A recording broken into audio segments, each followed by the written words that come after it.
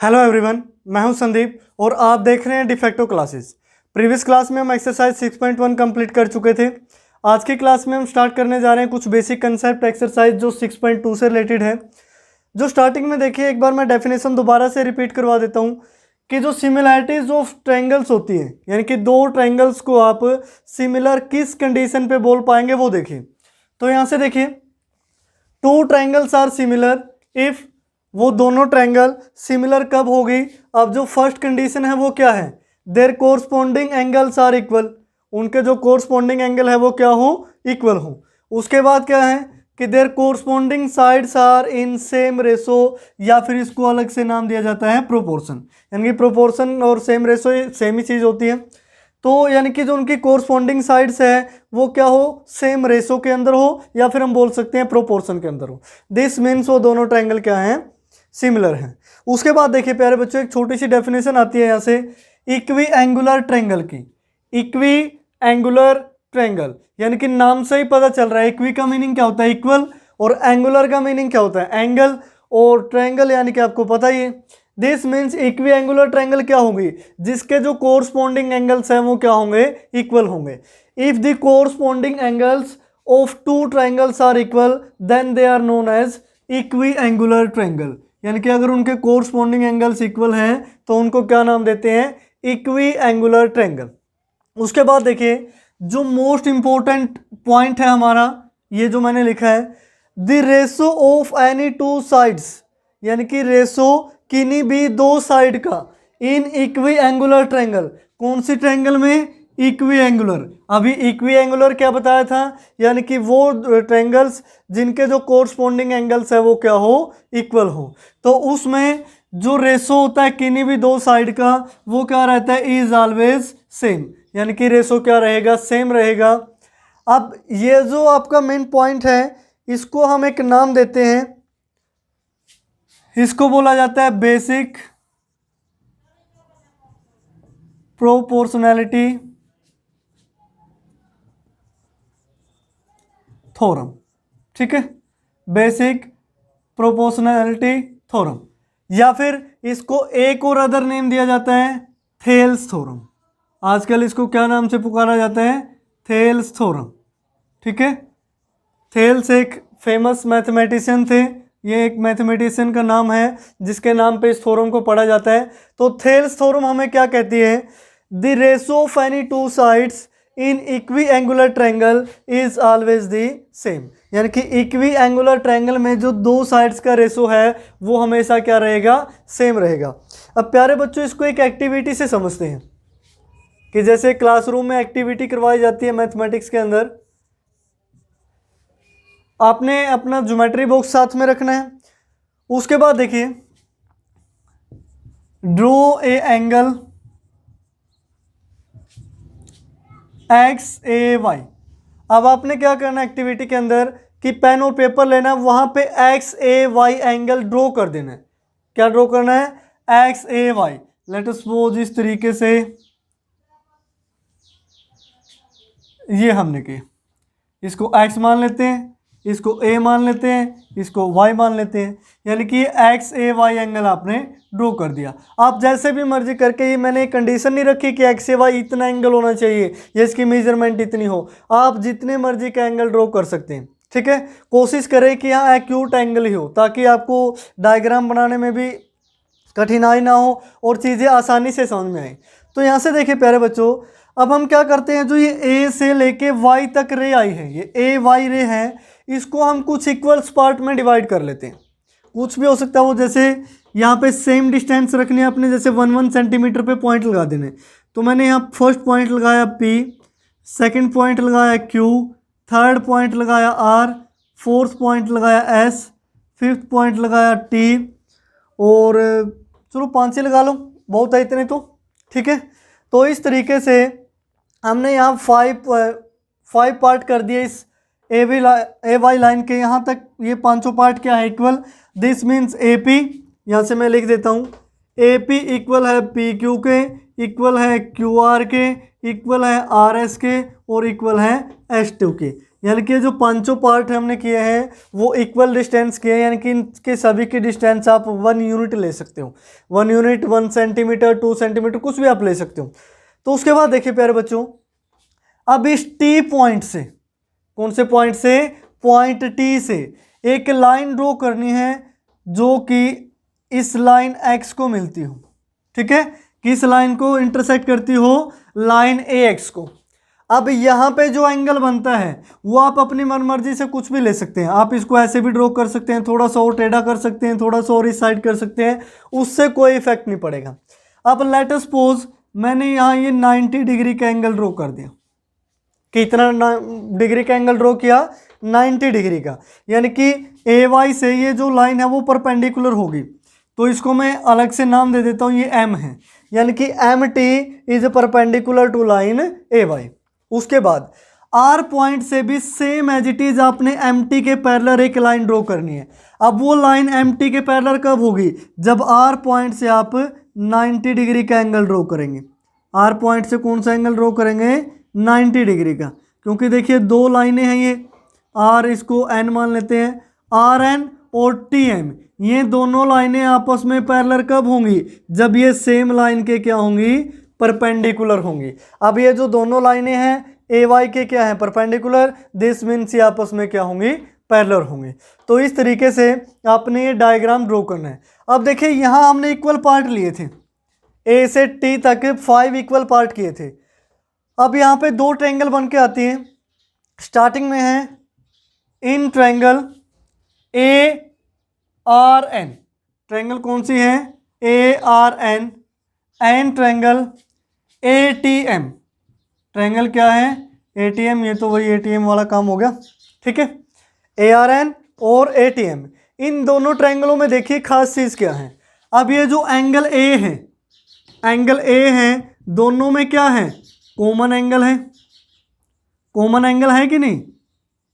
उसके बाद देखिए जो ये एंगल आर और टी है, angle R is equal to angle T, दोनों की वैल्यू क्या है, 90 डिग्री है। अब अगर किन्हीं दो ट्रायंगल्स के कोई भी दो एंगल इक्वल हो तो थर्ड एंगल तो अपने आप ही इक्वल हो गया कि नहीं हो गया। यानी कि अगर ये हमारे पास दोनों एंगल हमें इक्वल गिवन है इस तरीके से, एंगल ए और एंगल ए तो दोनों में कॉमन है, आर और टी इक्वल है, दिस मीन्स ये जो थर्ड एंगल होगा ये तो अपने आप ही क्या हो जाएगा, इक्वल हो जाएगा कि नहीं हो जाएगा। क्योंकि अगर कोरस्पॉन्डिंग एंगल्स में से दो एंगल इक्वल हो जाते हैं किन्हीं भी ट्रायंगल के, तो थर्ड एंगल तो हमारा अपने आप ही इक्वल हो गया। तो यहाँ से देखिए जो ये साइड है मैं यहाँ से लिख देता हूँ ए आर, यानी कि जो ए आर एन ट्रायंगल की साइड है ए आर, और डिवाइड में आर टी, डिवाइड में क्या लिख रहा हूँ, आर टी। अब इस रेशो की वैल्यू क्या होगी, यानी कि 3 इक्वल पार्ट तो ए आर के इक्वल है और 2 पार्ट आर टी के इक्वल हैं। दिस मीन्स ये रेशो क्या होगा, 3/2 होगा। ये हमने अपनी तरफ से लिया, आप कुछ भी रेशो ले सकते हो, यानी कि 3:2 लो, आप कुछ भी ले सकते हो यहाँ से। अगर ये रेशो 3:2 है, उसके बाद हमने क्या करना है, स्केल की हेल्प से, अगर ये दोनों लाइनें आपने पैरेलल ली हैं तब, यानी कि अगर ये पैरेलल हैं तब की बात है। अगर आप ये ना करें कि यहाँ 90 ले लें, यहाँ 80 डिग्री एंगल ले लें, तो ये पैरेलल नहीं होंगी। उस केस में देखिए, अब अगर हम यहाँ से रेशो निकालना चाहें, ए एन का रेशो किसके साथ, एन एम के साथ या फिर एम एन के साथ, तो कितना होगा। ठीक है, ये जो रेशो है वो कितना होगा, यानी कि एक साइड का रेशो तो क्या लिया, A R divide R T, यानी कि ये रेशो हमें 3/2, ये तो हमने अपनी तरफ से सपोज किया है। उसके बाद हमने देखना है कि ये जो सेकंड लाइन है, ठीक है, सेकंड साइड है ट्रायंगल की, छोटी ट्रायंगल में ए एन साइड है, बड़ी ट्रायंगल में एम एन साइड है, यानी कि इन दोनों का रेशो क्या होगा। अब आप ये होम एक्टिविटी मान के चलिए, आप इसको स्केल की हेल्प से इनको मेजर कीजिए, ए एन को भी और एम एन को भी, और वहां से आप देखेंगे कि जो इनका रेशो है वो भी क्या आएगा, 3:2 आएगा। ये 3:2 क्यों आया, बाय थेल्स थ्योरम। अगर तीनों एंगल इक्वल हैं, मैंने यहाँ 2 लिखे हैं, थर्ड अपने आप इक्वल हो जाएगा, ये ध्यान रखना। अगर किन्हीं दो ट्रायंगल्स हैं उनके तीनों एंगल इक्वल हैं, यानी कि कोरस्पॉन्डिंग एंगल, ए के कोरस्पॉन्डिंग तो ए ही रहेगा, आर के कोरस्पॉन्डिंग टी और एन के कोरस्पॉन्डिंग क्या हो गया, एम। अगर उनके कोरस्पॉन्डिंग एंगल इक्वल हैं तो किन्हीं भी दो साइड्स का जो रेशो है वो क्या होगा, इक्वल होगा। तो इस तरीके से हम थेल्स थ्योरम को प्रूव कर सकते हैं।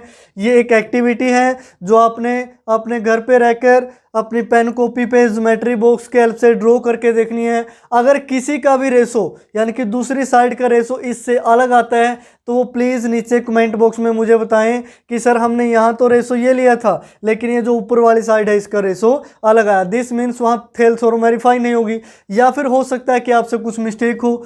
बस एक चीज़ का ध्यान रखें कि ये जो दोनों लाइनें हैं ये आपकी पैरेलल हो, यानी कि ये जो एंगल हैं ये सेम हो। आप 90 ले सकते हैं, 60 ले सकते हैं, 80 ले सकते हैं, जो मर्जी एंगल लें, लेकिन एंगल दोनों जगह क्या होना चाहिए, सेम होना चाहिए। तो इस तरीके से ये थी हमारी थेल्स थ्योरम, या फिर इसको बेसिक प्रोपोर्शनैलिटी थ्योरम भी बोला जाता है। ये दोनों नाम आपके पास आ सकते हैं, दोनों में से कोई भी गिवन हो तो आपकी ये थ्योरम इस तरीके से प्रूव होगी। उसके बाद देखिए प्यारे बच्चों, इस एक्सरसाइज की एक मोस्ट इंपॉर्टेंट थ्योरम है। इसी थ्योरम की बेस पे जो एक्सरसाइज 6.2 है ये हम करेंगे, तो इसको बिल्कुल ध्यान से समझें। सबसे पहले देखिए जो थ्योरम में है वो गिवन क्या स्टेटमेंट क्या है।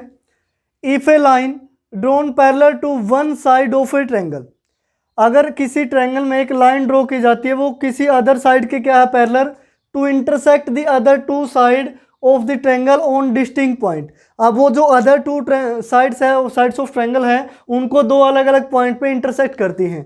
Then other two sides divided in same ratio. अब ये कहना क्या चाहता है कि ये ट्रायंगल है ए बी सी, ठीक है।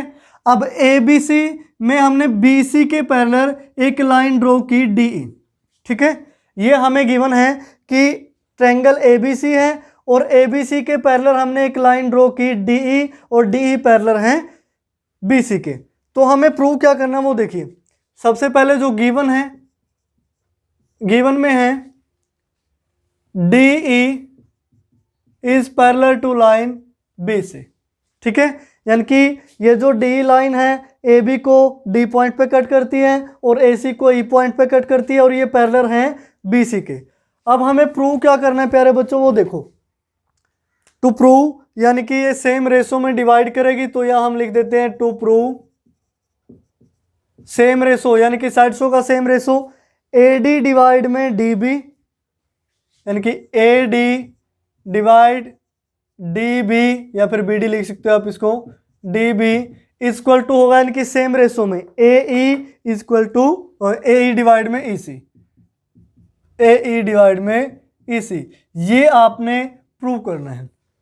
अब इसको प्रूव करने के लिए देखिए कुछ हमें कंस्ट्रक्शन करनी पड़ेगी, जिसमें फर्स्ट है कि मैं बी पॉइंट को ई पॉइंट से मिला लेता हूँ, और इसको एक डॉटेड लाइन से मिलाते हैं ताकि आपको ये अलग से क्लियर दिखे, ठीक है। उसी तरीके से इस डी पॉइंट को भी हम मिला लेते हैं सी पॉइंट के साथ, ठीक है।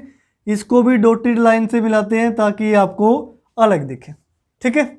अब इन दोनों पॉइंटों को हमने मिला लिया, ये पॉइंट आप कंस्ट्रक्शन में लिखोगे। उसके बाद draw a perpendicular from D to side A C, यानी कि डी से आपने ए सी साइड पे एक परपेंडिकुलर ड्रॉ किया जिसका नाम आपने दिया एम, यानी कि D M is perpendicular to line A C. उसके बाद तो यहाँ से देखिए ई से एक परपेंडिकुलर ड्रॉ करते हैं यहाँ पे, यानी कि ई से हमने परपेंडिकुलर ड्रॉ किया एन। तो यहाँ आप कंस्ट्रक्शन में लिखना चाहे तो लिख भी सकते हैं, वरना आपको समझ में तो आ चुका है। तो मैं एक दो पॉइंट लिख देता हूँ कि यहाँ जो डी एम है वो परपेंडिकुलर है किस साइड के, साइड्स ऑफ ट्रायंगल, यानी कि ए सी के। D M is perpendicular to A C and E N is perpendicular to side A B, ठीक है। ये हमने ड्रॉ किया है। उसके बाद देखिए प्यारे बच्चों, अब क्लास 9th के कंसेप्ट यहाँ यूज होने वाले हैं, चैप्टर नंबर 9th के। तो उसमें देखें, अगर आपने किसी भी ट्रायंगल का एरिया फाइंड आउट करना होता है, तो एरिया ऑफ द ट्रायंगल, मैं यहाँ ट्रायंगल लेता हूँ ए डी ई। कौन सी triangle Lee, A D E. अब ए डी ई का एरिया, किसी भी ट्रायंगल का एरिया आप या तो हीरोन्स फॉर्मूले से निकाल सकते हैं, या फिर एक और जो जनरल फॉर्मूला होता है 1/2 इंटू बेस और इंटू में हाइट। इस तरीके से हाइट कौन सी, परपेंडिकुलर हाइट। तो मैं यहीं लिख देता हूं परपेंडिकुलर हाइट, यानी कि सिंपल हाइट नहीं कि कहीं से कुछ भी उठा लिया। तो 1/2 बेस इंटू में क्या होता है, परपेंडिकुलर हाइट।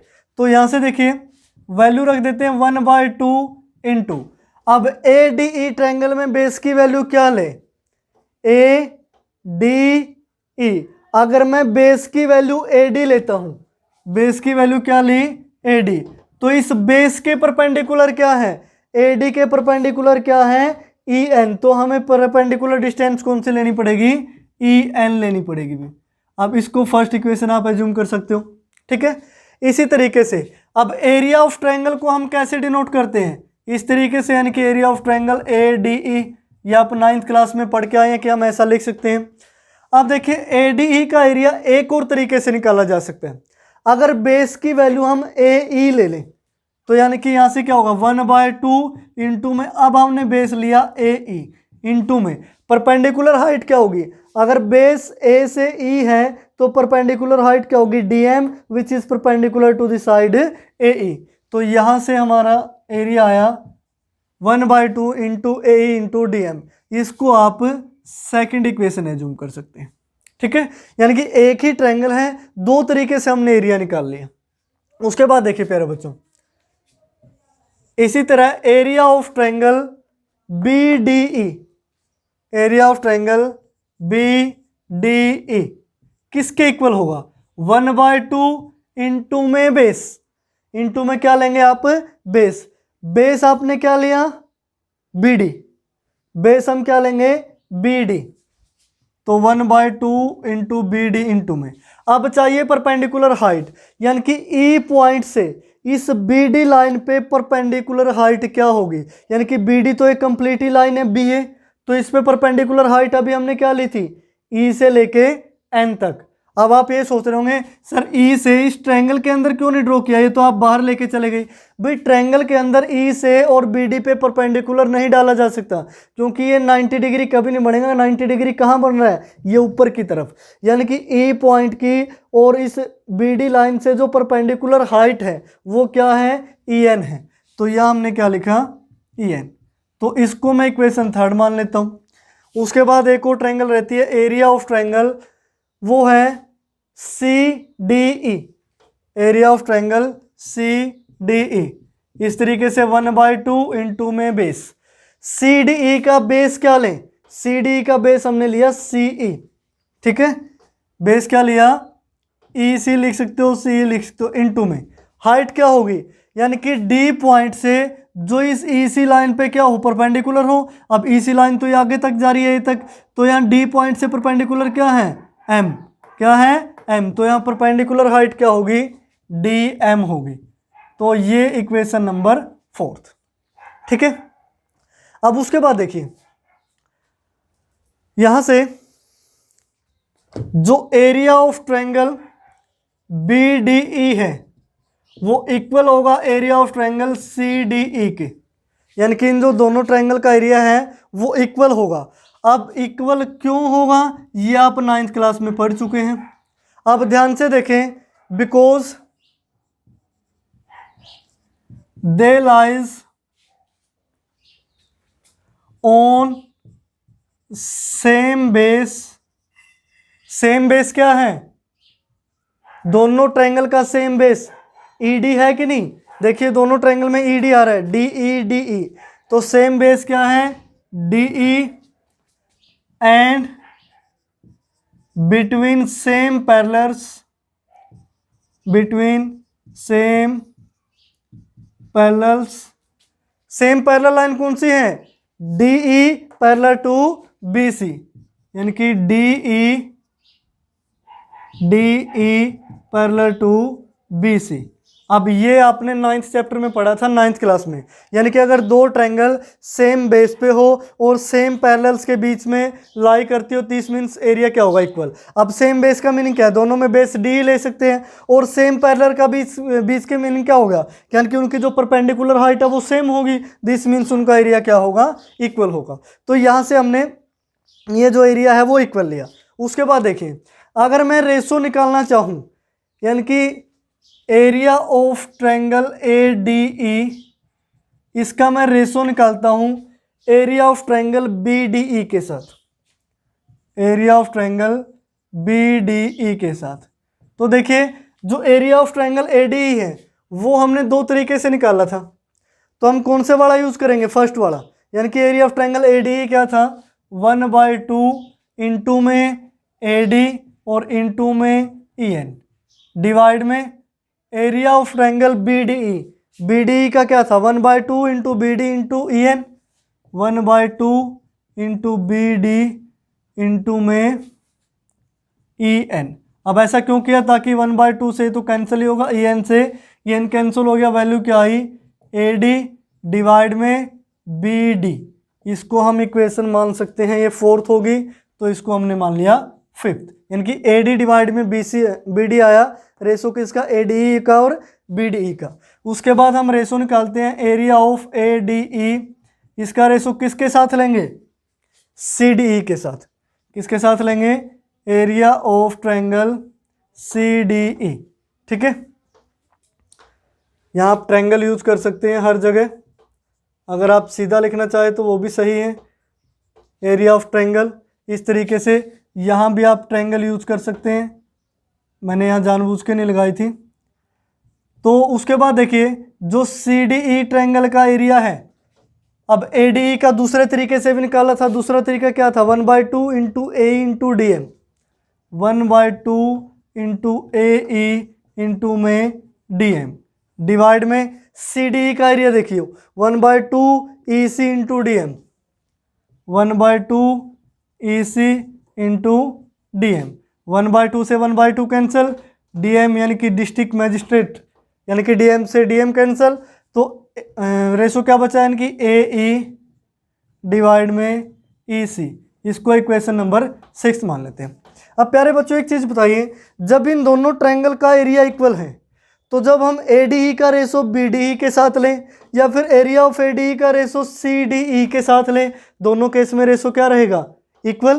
तो यहाँ से हम लिखेंगे by equation 5th and equation 6th हम क्या लिख सकते हैं कि जो दोनों रेशो हैं वो इक्वल होंगे, यानी कि AD के डिवाइड में BD इक्वल टू होगा AE के डिवाइड में EC।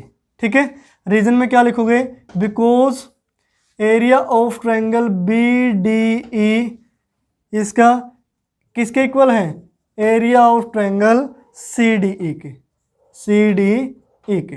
अब ये दोनों एरियाज ही आपस में इक्वल हैं, दिस मीन्स हम ये जो रेशो है, जो रिजल्ट आया है, इसको क्या लिख सकते हैं, इक्वल। और ध्यान से देखिए टू प्रूव में क्या था, AD डिवाइड में DB, AD डिवाइड में BD, यानी कि DB लिखो BD लिखो कोई इफेक्ट नहीं पड़ेगा। उसके बाद इक्वल टू है AE डिवाइड में EC, तो AE डिवाइड में क्या हो गया, EC। अब कुछ 9th क्लास के कंसेप्ट यूज हुए खासकर यहाँ, यानी कि दो ट्रायंगल का एरिया इक्वल कब होता है, 9th चैप्टर में आप पढ़ चुके हैं, बिल्कुल आसान सा था। इस तरीके से आप थ्योरम 6.1 को प्रूव कर सकते हैं, जो 6.2 एक्सरसाइज में बहुत ज़्यादा यूज होगी। अब उसके बाद देखिए बात आती है इसके कन्वर्जन की, यानी कि इसका कन्वर्ज ट्रू होगा या फिर नहीं होगा। अब कन्वर्ज क्या होता है, यानी कि अभी हमें क्या गिवन था कि ये दोनों साइड्स पैरेलल थी, और हमने क्या प्रूव किया कि जो साइड्स हैं, जो बाकी दो साइड बची हैं, इनका जो रेशो है वो क्या आएगा, इक्वल आएगा। लेकिन अब अगर इसका उल्टा गिवन हो, यानी कि रिवर्स, हमें रेशो तो इक्वल गिवन हो, ये चीज़ ऑलरेडी हमें गिवन है, हमने प्रूव करनी है कि ये क्या हो, पैरेलल आए। तो उसके लिए देखिए प्यारे बच्चों, अब ये रेशो हमें गिवन है, तो मैं यहाँ से इसको एज इट इज़ लिखे रहने देता हूँ, ये जो रेशो लिखा है। अब कन्वर्ज बिल्कुल आसान सा है, इसको रफ कर देते हैं। अब कन्वर्ज के लिए हमें इनकी भी ज़रूरत नहीं पड़ेगी, जो बीच में ड्रॉ किए थे इसको भी रफ कर देते हैं। तो यहाँ से ये M भी रफ हो गया, N भी रफ हो गया और ये भी रफ हो गया। ठीक है, तो अब देखिए हमें गिवन है ये रेशो, यानी कि जो AD का रेशो है DB के साथ वो इक्वल है AE का रेशो EC के साथ, यानी कि ये जो रेशो है ये हमें गिवन है। ठीक है, हम सपोज कर लेते हैं let DE is not parallel to BC, यानी कि हमने सपोज किया कि भाई ये रेशो इक्वल होने से ये पैरेलल नहीं है। उसके बाद हम क्या करते हैं, एक लाइन ड्रॉ करते हैं, यहाँ से लेट सपोज ई डैश है कि ये जो डी ई डैश है ये पैरेलल है बी सी के, ठीक है।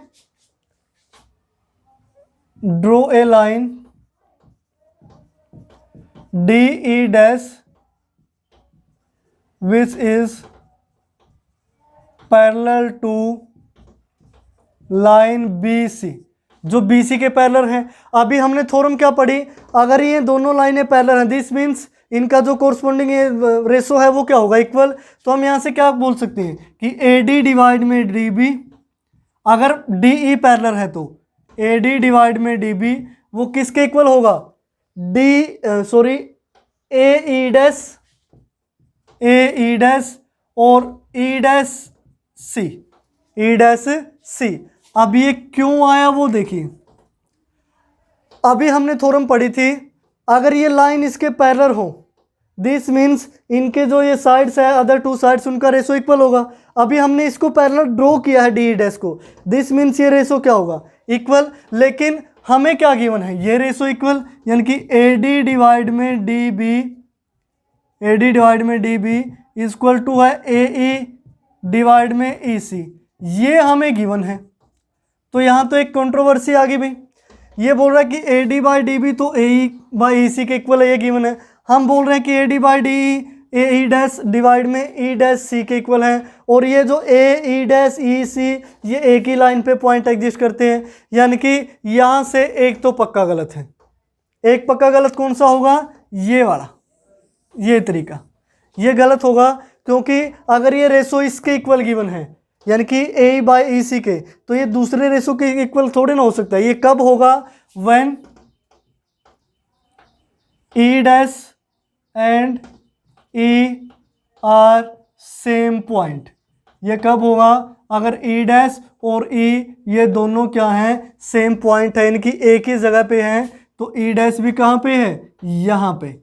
उस केस में ये क्या होगा, रेशो इक्वल हो जाएगा, क्योंकि एक ही पॉइंट के दो नाम देख के तो रेशो इक्वल कर सकते हैं। लेकिन अगर ये ई डैश और ई अलग अलग हैं दिस मीन्स ये रेशो इक्वल नहीं होगा। तो इस तरीके से आप कन्वर्ज को ट्रू कर सकते हैं।